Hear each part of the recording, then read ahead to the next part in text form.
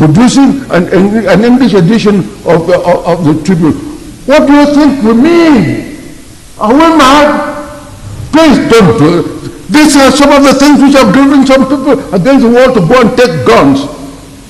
You are not honest. We are not honest. We don't mean that. We should think about it. If you don't want to present some of these journals of information in the language which I can read, then you don't want me in the country. Then you don't want me. When I say it, I mean it. I'm crying. I'm crying. I think it's very wrong that we should continue like this thing in this country. People, when you do it and you ignore this question of language for the two English language divisions, what do you think you are making them to feel? What do you think? People that will not tell you honestly, then you regard them as inferior. Why should you not present the information to them in a way that they can understand? When the elections are to take place, we take the trouble to produce materials in languages which will be understood. We send things to the various people so that they can support us. That is the same thing. Why is it that we have to beg for a journal containing the good work of the government? We should beg that it should be also in English. Why should we beg? It's not even in the interest of the government that this type of policy should go on. It is wrong. When we unified, the Tribune was produced in English and French. What is there? What is the difference? What is the trouble in our country? English Cameroon and French Cameroon. The only difference is the language. The only difference in language is French and English.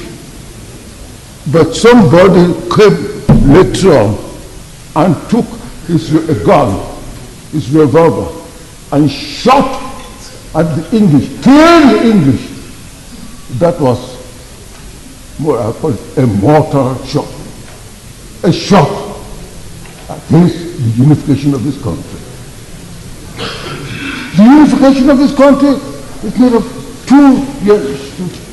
there were two languages, and somebody will come and say, no, because of money, let us kill the English.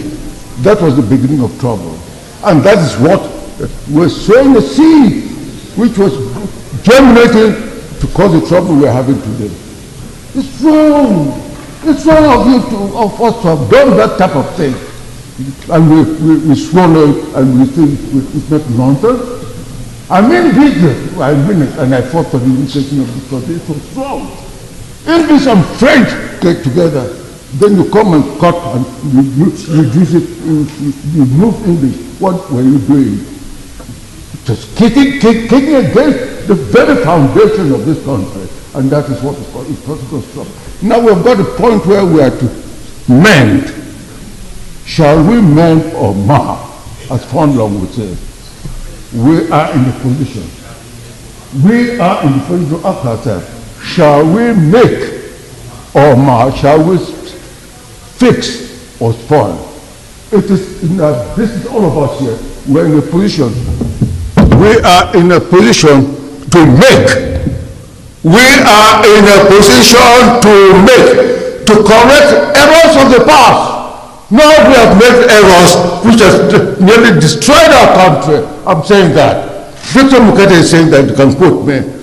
All of you, those of you who have not read my book, get copies and read and understand what I mean. We have almost destroyed our country, but fortunately, we have taken this decision to create these regions. Please, let us make the mistake. Let us not make the mistake of making serious errors in the creation of regions. The regions should be properly created as units to enable each region to function. If I don't want to, they should be ready. These regions should be able to run the radio services, the educational services, the health services, and so on. They should be able to do that. Small countries, which are only perhaps 200,000, running governments and running the services. Many companies, very tiny companies, all our regions are big and rewarded with resources.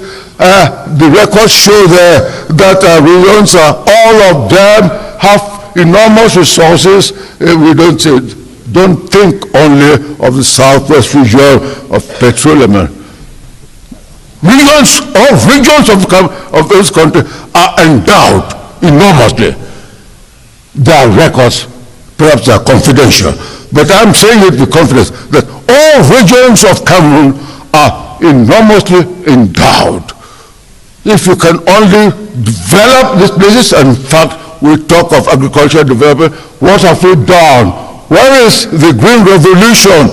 Germany had not only Cameroon as a colony, Morocco was under Germany, Tanganyika, and Southwest Africa. These were all German territories. When after the First World War, who had the same level almost, well, that's all territories. I think Morocco and some other, we were almost on the same territory, German territories, but where are we today? Others have gone ahead.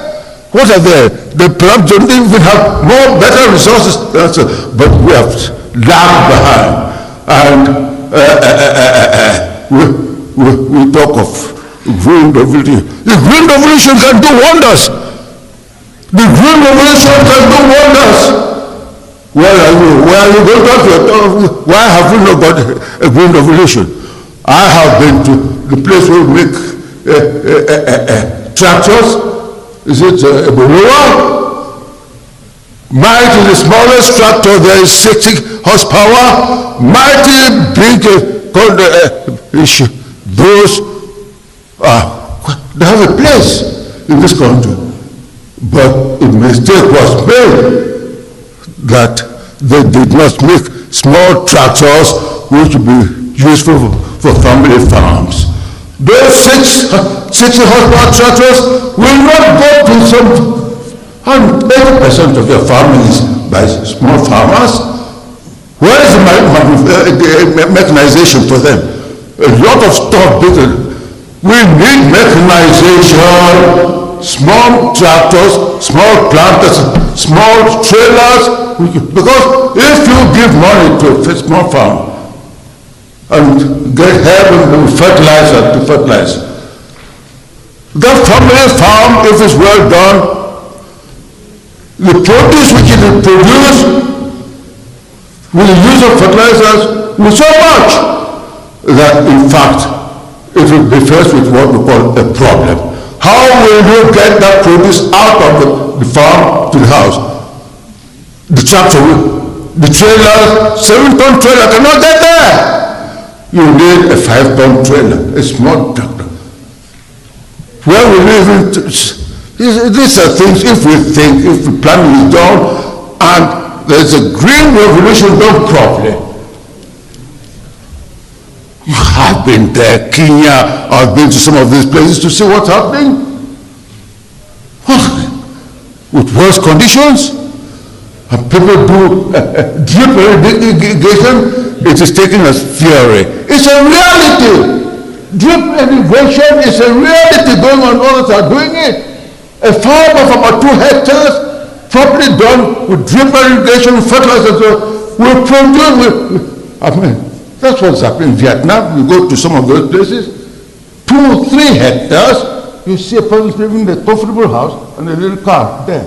Not more. It can be done. What that little farm will produce can keep the farm comfortable. We are not doing it. We think it's green. Even there was some time when they started a fertilizer factory. What became of that? What became of that? The fertilizer factory. And we cannot, we are farmers are not importing every ounce of fertilizer. We're allowed to produce petroleum here. And what is that?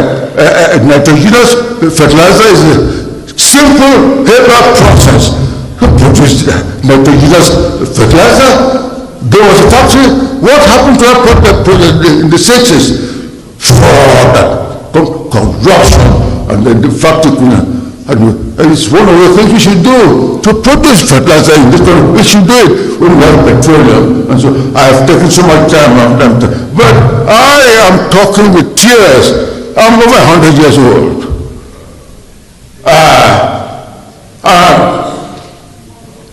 What about saying this on the floor of this house before I leave this country, this world? We are gifted, our country. We are wonderfully gifted. We have to be careful. Let us have honesty, integrity, and in this what is impeccable dispensation of justice. Impeccable dispensation of justice. You want that in this country, and you can get it. I thank you for listening to me, but I fear this country go. But let us correct. And we can't have a situation there anymore where a governor we do everything, tackle everything. No, we should not do that. No. Create this company, these regional councils, let them have their own leaders. But of course, the president can have somebody there as a liaison officer. They had one like that in the days of Ahija and so on. But certainly not a governor to suppress the things as it will be going nowhere, I'm telling you, and it will be a tragedy. Please take copies of my book and you can understand what I'm driving at. We should make no mistake. We have been given the platform of regions. Those regions should be meaningful. Just that the units will make up Switzerland, units will make up Germany, units will make up United States of America, we don't call it whatever, but the people of each region given a chance to sit down to take the decisions on where they could send their roads, from market roads and so forth. The big roads will be taken care of by the federal, by the government here. But small roads, these are things which should be taken up by the regions. And let's get people going to the villages. It's easy. And in fact, I want to say that one of the difficulties we've had in this country is that when they repair roads, you repair a road today, next year, with the first two rains, the road is broken up. Why? Just because the contract did not include compaction. It will cost a little more money, but the contract should compaction. Even in the United States, not every road is hard to have earth roads, but there are better earth roads. Why should the earth roads in America be good and the earth roads in Cameroon not be good? It's because over there, they compact. What I know, you must know what I mean. Earth, the soil, it's a wonderful thing. You know that. It's a soil, a block soil, piece of soil, knocked, and can withstand rain. But if you don't compact it, it will be, and now the roads are not compacted, that's why we're having trouble. Compact your earth roads, and you have lots of, and you might even go higher.